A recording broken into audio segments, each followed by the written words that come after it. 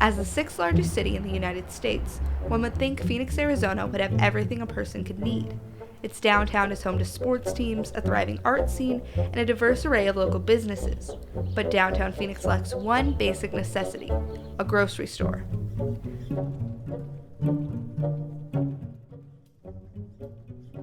At one point, downtown Phoenix did have a grocery store. Gold Spot Market was one of the first grocery stores downtown, but by the time it closed in 1981, it was the last store of its kind. In 2012, the Arizona Republic reported that downtown Phoenix had 11,000 residents, but needed at least 15,000 to sustain a large grocery store. Due to this absence, downtown Phoenix is classified as a food desert, what the Department of Agriculture describes as an area where residents do not have access to healthy foods, usually due to a lack of supermarkets or grocery stores. To be classified as a food desert, an area has to meet two criteria. First, the area has to be low income. This means more than 20% of the population must live in poverty, or that the area's median family income is equal to 80% or less of the state's median income. About 30% of downtown Phoenix residents live in poverty, compared to the 17% of Arizonans who do.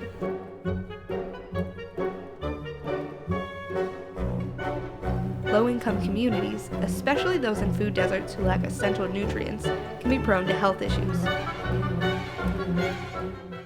Yeah, it's primarily low-income people because, like I said, a lot has to do with not having, a car that you can just jump in and go to the store. Lower income people are the people that have less transportation, less access to transportation. So they either have to take maybe the bus or they have to walk to get groceries, and most people like to go load up on groceries, and so it's kind of hard, if you're gonna walk. The term food desert is kind of being replaced by food swamp because places have food. Places that don't necessarily have access to supermarkets and grocery stores do have food, but it's those small convenience stores, corner stores where you have chips and pop and candy and all that kind of stuff. A supermarket is where you're going to get a large variety of fruits and vegetables, fresh produce, whole grains, just all the more nutritious foods. And while they'll have access to some food, it's not the high nutrient food. So vitamins and minerals, and it could be protein. I mean, if you're just loading up on chips and pop all the time, there's not protein in those, very little protein. And fiber, especially fiber. Lots of people don't get enough fiber. And even, there's the whole thing about carbohydrates being bad, but carbohydrates aren't bad. Fruits and vegetables are carbohydrates, but they're just getting the highly, highly processed carbohydrates that are just, almost straight sugar. So I mean, really just all the important, they're missing a lot of important nutrients by not being able to have access to, whole grains and fruits and vegetables, and even, maybe some low-fat milk. Well, it just makes you more susceptible to, sickness, just overall health, because all of those things, all the nutrients that we put in our bodies, affect our overall health. And there's no way to say definitively, I mean, disease rates are differential. There are health disparities, and a large part of that could be because of the lack of access to healthier foods.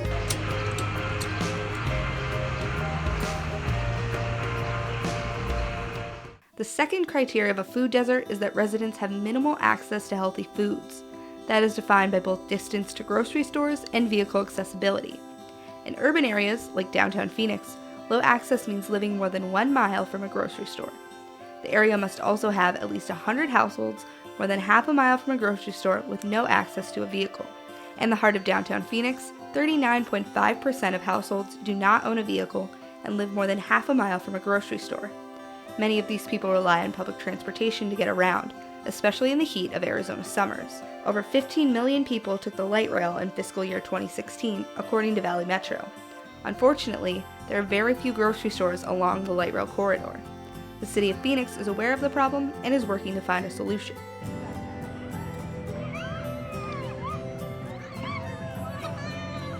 Phoenix Food Day is a celebration of health, well-being, nutrition, education, fitness, to educate our community about eating and living in a healthy way. So we do it in a way that is fun, with a lot of activities, but at the same time hoping to educate people about eating healthy and nutritionally. It's really important because it gives us an opportunity to reach out into the community to those residents that may not be thinking about eating healthy food every day. They may be worried about where their next meal is coming from and how much is it going to cost, or they're worried about how far is the nearest grocery store, how can I get fresh produce. So this gives them an opportunity to come here, learn about all of those things, and at the same time have a lot of fun.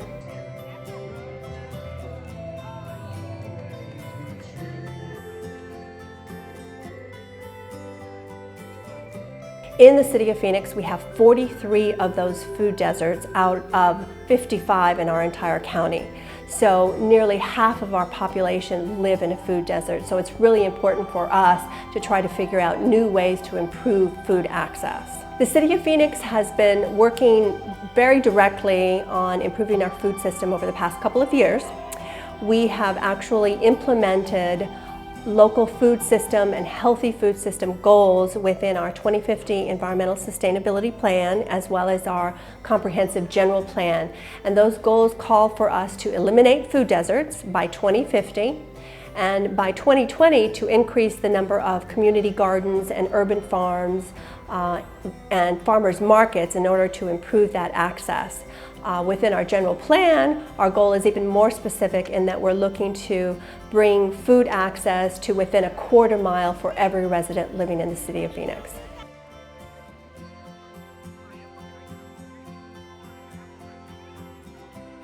What we do find in the city is that those low income or even moderate income areas are definitely affected by food deserts. And those may be areas that are in our South Mountain Village area within West Phoenix. There are even quite a few areas within our central and downtown area. So what we've really found interesting is that when we have food deserts, we also have medically underserved areas, and we also even have some environmentally challenged areas as well. That cities like Portland that make it very easy with public transportation, with access to food in major areas, makes it much easier for people, because part of the food desert problem isn't just that there is no grocery store next to you, but it's also, how do I get there? Is there mass transit? Is there safe walking environments? All of those kinds of things. So, you know, there's lots of cities that are getting better, and I'm proud to say that Phoenix, we're definitely taking a look at our built environment and understanding that making that better also helps us tackle food deserts as well.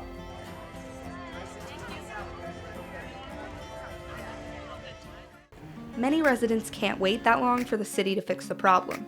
That's where community efforts like the Fresh Express bus come in. Fresh Express was started actually we hit the road April of 2014, and the project really came out of the idea that there's a lot of momentum going on in Phoenix, there's a lot of redevelopment and reinvestment, but there aren't a lot of healthy food choices for people that live in what we call the Discovery Triangle region, which is the light rail corridor between Phoenix, Tempe, and Scottsdale. So Fresh Express really was created out of this idea that everybody deserves equal access to food and access to resources to help them lead healthy, productive lives. So Valley Metro was retiring this bus. We were able to purchase it from them, gut it, and really retrofit it so that we can be a mobile produce market on wheels for families and individuals in food deserts. We run the gamut. Really, it's anybody who needs access to fresh, affordable fruits and vegetables. So we serve a lot of families at schools. We do several stops at universities and community centers for students who might have trouble accessing healthy food on a regular basis. We're at public libraries. We're also at senior centers, community centers. We also go to a couple of public health clinics, so we really kind of meet the population where they're at. We meet them in spaces that they're already frequenting or commuting at, and we really just make it easier for people to take advantage of fresh, healthy produce. We carry anywhere from 45 to 55 different items at a time, and it's pretty much anything you can imagine in terms of fruits or vegetables. We've got bananas, avocados, tons of varieties of apples, different types of squashes this time of year. We're about to get pumpkins. But really, if you can imagine it, if you can envision wanting to eat it, we can carry it for you, which, you know, really sets us above the rest. It's very tailored to our customers' needs. We also have quite a bit of a local selection, and occasionally we're able to carry organic as well. One of the biggest challenges in food access is there's a really big misnomer that healthy food is expensive, or that to be healthy you have to really pinch pennies in order to make it affordable, and we want to challenge that assumption. So everything is priced very affordably on the bus. We don't take a profit because we're a non-for-profit, we just cover our cost. So everything is 3 for $1, 4 for $1. It's very inexpensive. We do take, like I said, several forms of payment, so cash, credit, debit. We also take SNAP benefits or food stamps, and we are about to start a program that is going to double the purchasing power for people who use food stamps on local food. So for every $1 you spend on local food, you get another $1 to spend on anything on the bus. This is really gets down to our commitment to, one, support farmers and growers, but then also to make sure that all residents, regardless of income, have access to locally grown and healthy fruits and vegetables. We definitely have our regulars. At our senior centers, we have a really high turnout time and time again, and we've really started to become a reliable source of fresh produce for a lot of our customers who don't have any other options. If they know we're going to be at the library every other week, chances are they're going to be here with us. Same with our senior centers. At our schools, a lot of parents who drop their kids off in the morning who come walking through Fresh Express can take advantage of us week after week. And we're starting to tell a very cool story with some of our customers about, you know, getting them extra produce in times where maybe money is tight, or in areas where they don't normally have access to a specific type of salad green or a specific type of fruit. We can now be that reliable, friendly source to come time and time again. In 2015, the Fresh Express bus made 588 stops in food deserts, and the majority of their customers paid for produce with SNAP benefits. At Pilgrim Rest Baptist Church, Phoenix residents gather once a month to get a variety of healthy foods for nothing at all.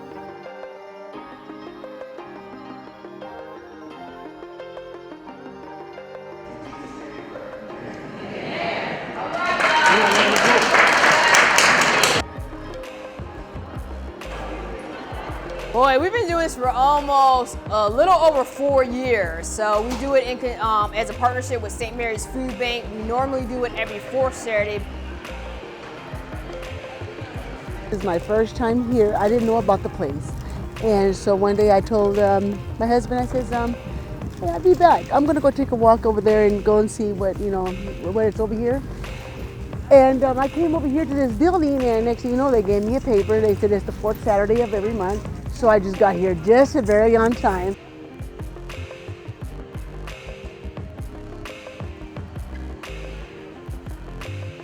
It varies. On the holidays, it's a little bit higher, but anywhere from 300 to 500 families is what we how many clients that we have.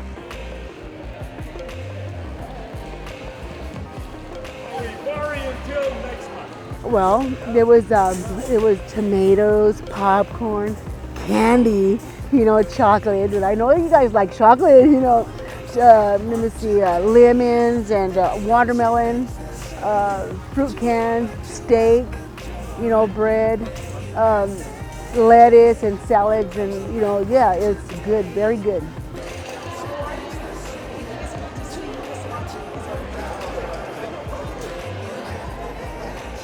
Well, the reason why we wanted to do it is when I came on as Director of Family Services here at Pilgrim Rest, I wanted to make sure that we were serving the community. And this is a population based on federal guidelines. We're really in a food desert, which is all of Arizona. But this is really a food desert because there's not a grocery store within the location, within walking distances. You have convenience stores. So this gave us an opportunity to bring free fresh fruits and vegetables to individuals free of charge, regardless of income or zip code or citizenship. So that really made us just want to open up open up, do an excellent program, and also let the community know that we're just not here on Sunday, but we serve like 7 days a week. So we just wanted to make sure that it was beyond the church walls also.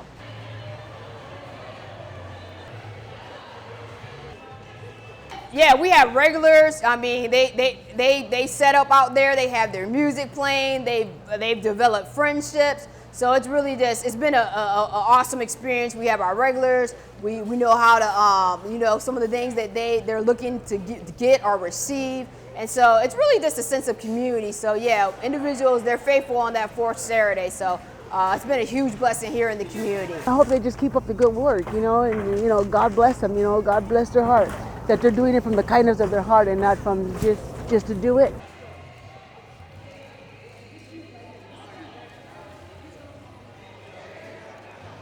Because of downtown Phoenix's lack of grocery stores, farmers markets allow residents to buy food directly from farmers, ranchers, and bakers. The open air market at Phoenix Public Market offers all of this and more in the heart of downtown.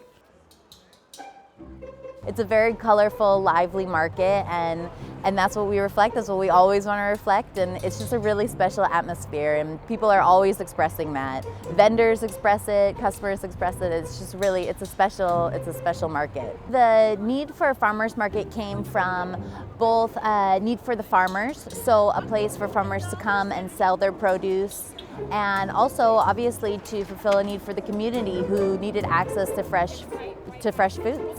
Downtown Phoenix is a little scarce for grocery stores right now. I think the market is central to building a vibrant downtown Phoenix.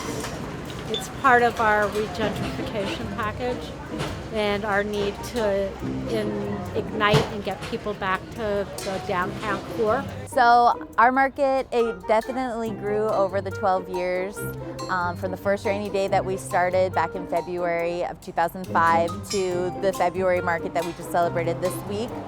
And our market offers everything from local growers to local food producers, ranchers who are bringing local meats to eggs, also artisans. So our market really offers a little bit of everything. $1.50 lunch! Everything's $1.50 lunch over here! I've been with the market since the day we opened, and we started 12 years ago on a very rainy February Saturday. And I started out as a very tiny, small backyard garden. Well, it's been really exciting because the growth has happened not only in the number of vendors that the market supports and the number of customers coming to shop with us, but also the growth that really matters at the market is the growth of the individual businesses. So it's been really exciting to see vendors who started with the market and to see their businesses grow and expand.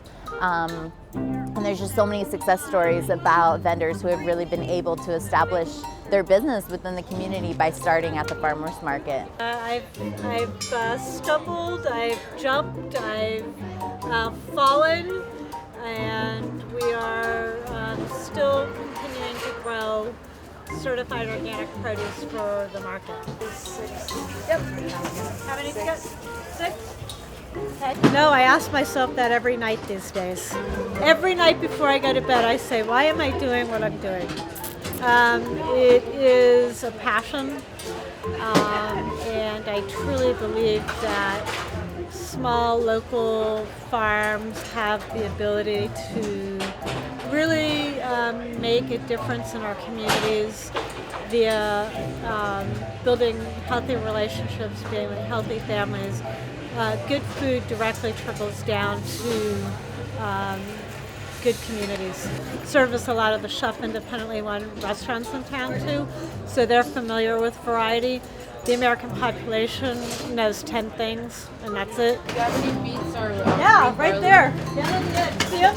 Right next to the basket. And so a lot of the stuff is foreign to them. Cooking is foreign to us now, and so that, yes, part of my job is to educate about taste, about flavor, about nutrition, and also how to cook it. That gets people interested in buying it. For those interested in growing their own fruits and vegetables, Roosevelt Grow House, an urban farm, offers them the opportunity to add some green to the Sonoran Desert. Row House is the only urban farm in the downtown corridor, and we are trying to, first of all, activate vacant land and empty spaces that literally have been vacant in our downtown area for decades, and make productive community use of the space. So we want to grow vegetables, we want to teach people about growing vegetables in the Sonoran Desert, and we want to provide vegetables for local cafes, markets, nonprofit. Different than like a farm you might find in a rural environment, an urban farm generally has a pretty small plot of land, and you have to think of efficient ways to grow. And you also, I think another key point of an urban farm is that typically in a city environment you don't have a lot of open green spaces, so urban farms are a space to connect back with nature, and have kind of a respite for people in the hustle and bustle of a city environment.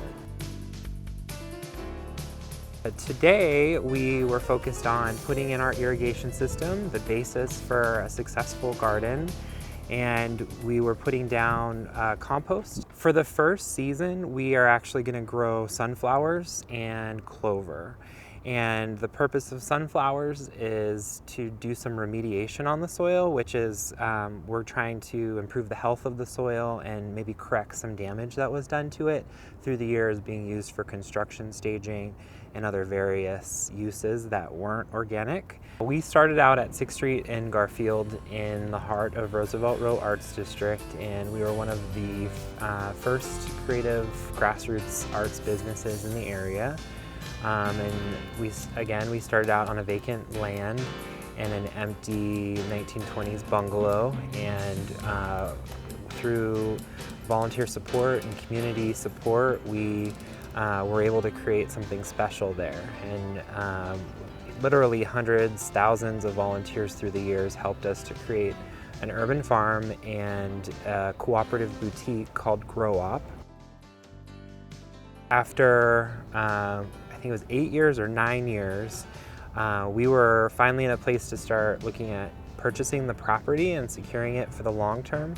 And it just so happened to be right about that time that some people from the outside started to take notice of the area, because the area started to get quite a bit of accolades locally and nationally, and started buying up property. And actually there was a company out of Chandler that purchased 5 or 6 of the small bungalows that were being used for creative purposes, and issued notice to us in October.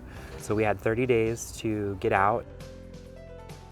Partnering with the city and just our neighborhood organizations like Evans Churchill and Roosevelt Row, we were able to secure this site, and it's technically a temporary location. We only have a 9-month license for the property, and after that it goes to a month-to-month agreement. And they are kind of speculating that it could be up to 2 years that we're here. It can really add a tremendous value to the community. I think beautification and just improving that day-to-day quality of life is huge. In the past few years, downtown Phoenix has seen a revitalization.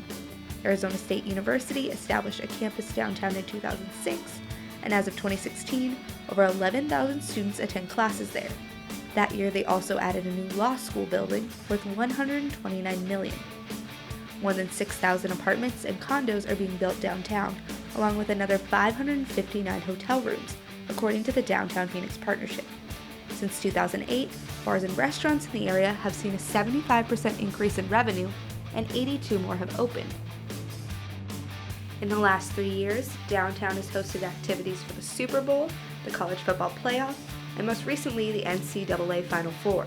The Super Bowl alone brought in 1 million people to downtown Phoenix, a according to the Super Bowl host committee. The city also plans to make traveling downtown easier and more accessible. Its Transportation 2050 plan will extend the light rail another 42 miles, build out the city's bus service network, extend bus hours until later at night, and improve sidewalks in 4,000 areas around the city. All this development has created a light at the end of the tunnel for downtown Venetians. Recently, Red Development broke ground on Block 23, a mixed-use project that will hold apartments, office space, and yes, even a grocery store.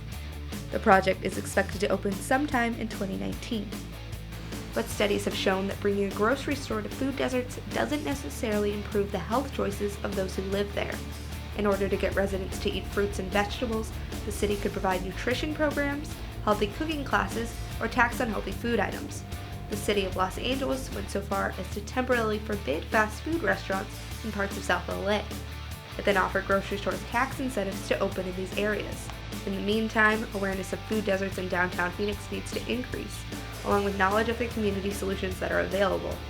Only then can downtown go back to being part of just one desert.